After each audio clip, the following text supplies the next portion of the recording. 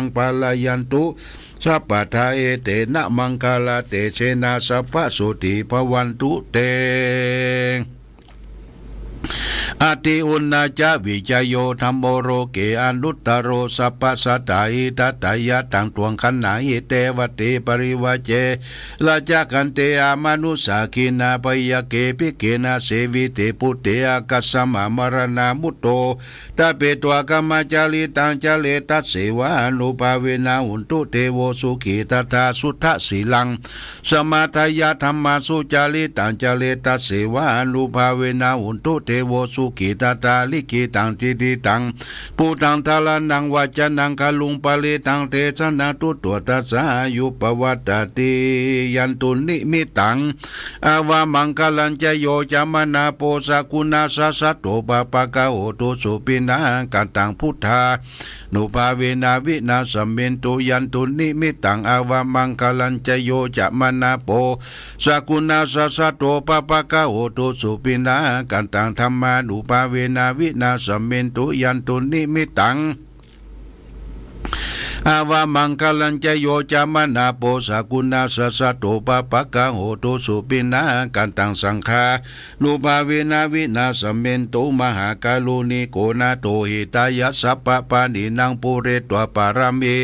สัพพปะโตสัมโพธิมุตตมังเอเตนะชัจจวัจเจนะหุนตุเตชะยมังคลาชยันโตโพธิยามุเลสักกายานันทิวะคันโนเอวังตะวังวิชโยเอชยสุสยมังคเลอปาลาชิตตปาลังเกสิเสปทาวิบุคาเลอภิเสเกสัพพพุทธานังอาคัปปโตปโมตติสุนักตังสุมังคลังสุปปะตังสุติตังสุขันโดสุโมโหโตยะสุเยตังปรมาจาริสุปทากีนังกายกัมมังวาจากัมมังปทากีนังปทากีนังมโนกัมมังปณิทิเตปทากินานิกัตวนาลปันตเตปทากิเนเตอัทธลตาสุกิตาวิลุณหาพุทธศาสเนอโลกาสุกิตาอุนตสหัสเปยติปีสกัตวโสอัทธรโตสุกิโตวิลุณโนโหพุทธศาสเนอโรโกสุกิโตติสหัสเปยติปีสาอัทธรตาสุกิตาวิลุณหาพุทธศาสเนอโรกาสุกิตาอุติสหัสเปยติเปเตอัทธรตาสุกิตาวิลุณหาพุทธศาสเนอโลคาสุกิตาอุติสหัสเปยติปินัตถิเมสะลานังอัญญังพุทโธเมสะลานังวะรังเอเตนะชัจจวัจเจนะอุตุเตจยมังกลังนัตถิเมสะลานังอัญญังสังโฆธัมโมเมสะลานังวะรังเอเตนะชัจจวัจเจนะอุตุเตจยมังกลังนัตถิเมสะลานังอัญญังสังโฆเมสะลานังวะลังเอเตนะชัจจวัจเจนะอุนโตเตชยมังกลังสักกะตัวพุทธลัตตังสักกะตัวธรรมรัตตังสักกะตัวสังฆลัตตังโอสตังอุตตมังวรังหิตังเตวมนุสานังพุทธเตเสนาสุตินานัสสันตุปัตตวาสเปทุกขาสเปพยาสเปโลกาวุปัสสมินตุเตเพสัจจังเทวมนุสนังกตุกันติติตังละสังอัมพิลังละวันนันจิวัสสะภบายติวินาสันตุเอกทวิติจตุปัญจชัตตาตินันตถายวัตถุกาวินาสันตุชีวิทานังทัตันตุเตชีวิทานังทัตันตัสสาอายุวันนังสุขังพลังชีวิทานาลุภาเวนะอุนตุเทโวสุขิตาตาชีวิทานังจโยทัตตาอุสตังอุตตมังวรังสาลีตังตุกังนาเทพิเศษจตังธนามุตตมัตตสมะกัลยากัลยังนิตยังสับริยังปุญญานิปัลลโลกัสสมิงปฏิตาโอติปฏินาอิมินาชีวิตตินาตุมากังกิงภวิสติติขายุกัสสตาอุตุสุขิตาอุตุสัพพตาโยโสทัตตาทิสกะจังศีลวันติสุตาสิโตนานาทานังทวารังทัตวชีวิตานังมหาปรังเอวัง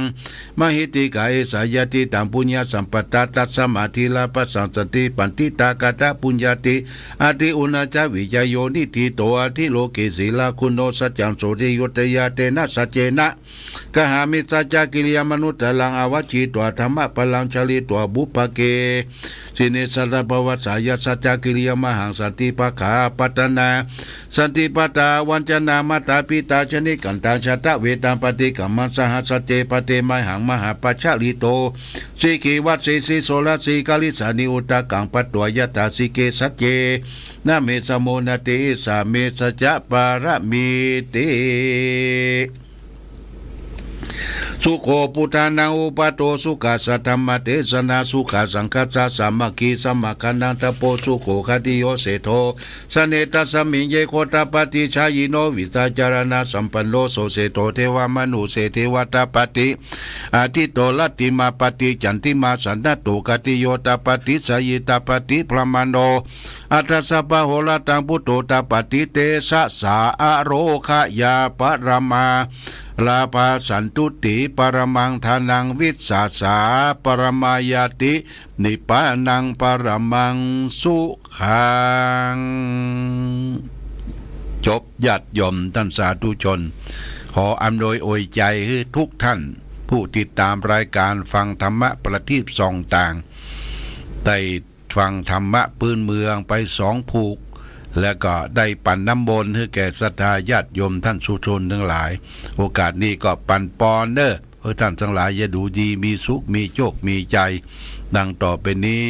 สัพปีติโยวิวัตสันตุสัพพะโรโกวินาสันตุมาเตภวะตวนตรายโยสุขีทีคายุโกภวะอภิวาตานะสีลิสะนิจังวุธาปจายโนจัตตารโรธรรมาวตันติอายุวันโนสุขังพะลัง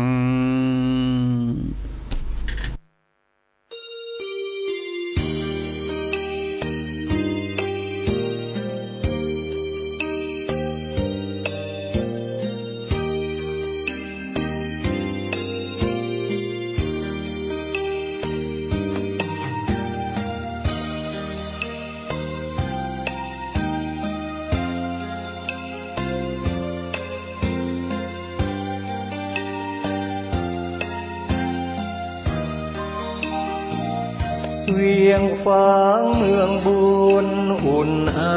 ถึงชัยประการน้ำกกแม่ไอไหลผ่าน2 ฝั่งสายทานอุดมสมบูรณ์เมืองไม้งามอารามเอื้องหลวงดอกคูณชูช่อรอแสงอรุณเหมือนบุญหนุนนำให้มาแม่ยามนี้ไม่มีเสียงใครตื่น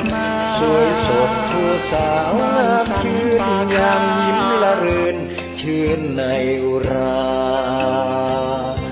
ช่างงามพร้อมผุดผ่องผิวพรรณจัญญาช้างเผือกในภูมิพันนาเพียงพบศพตาพาใจอาว